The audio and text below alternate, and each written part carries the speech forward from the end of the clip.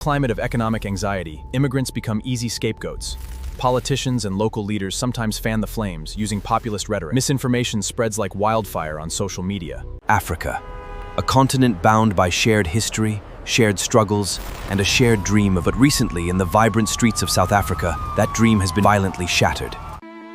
To understand the tragedy of the present, we must look at the trauma of the past. Apartheid was built on a suffered under a black people. The victims? Fellow Africans. Their businesses vandalized, their livelihoods destroyed, their lives threatened. This is the reality of rising Afrophobia. The irony is heartbreaking. They formed violent reprisals from the apartheid military. They bled for South Africa's freedom. Is a profound betrayal.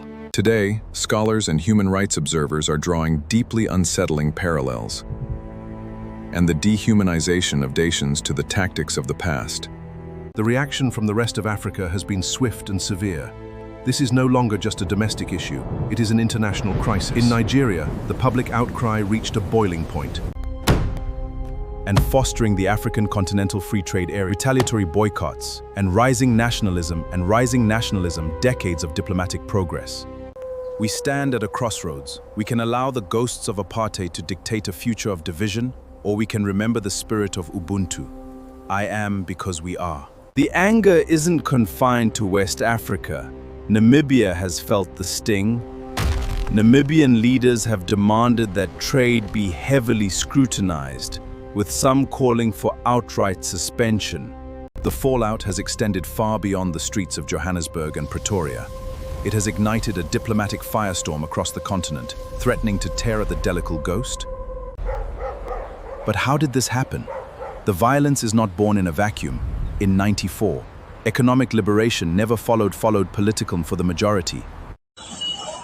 The ripple effect of foreigners must go. Look at the amount of spoilage. We have also said that responsibility for enforcing our laws rests with the state and the state alone, and that no individual may stop any person to demand documentation or proof of identity or nationality. Your business is falling. Your government is responding. But you are the one asking some stupid questions. Sorry. Nobody asked you to have a Burkina from a Nigerian. You cannot take law unto your own hands, attack people, ban them, do all of those barbarian things. And we have called on the state to intervene. Because to us, the question of illegal immigration, addressing it is the role of the state and the state alone. All the illegal immigrants, they must be perished in this country with immediate effect. And we are also requesting that all cities around KwaZulu-Natal, they must identify campsites for those illegal immigrants. So don't do that.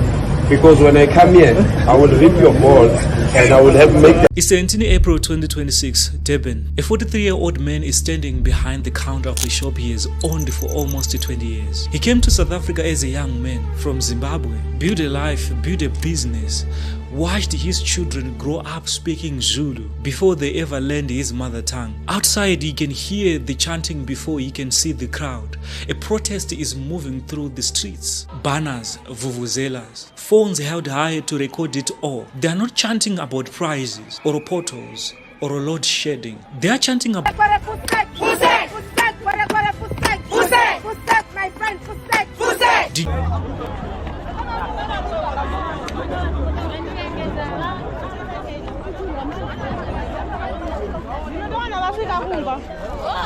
This is a call to action. Continental leadership must step out of the shadows. We urge for fierce work to preserve unity. The rule of law must be enforced. South Africa belongs to all who live in it. Africa belongs to all Africans. If you believe in a Unite Africa, share this video, tag your leaders, raise your voice.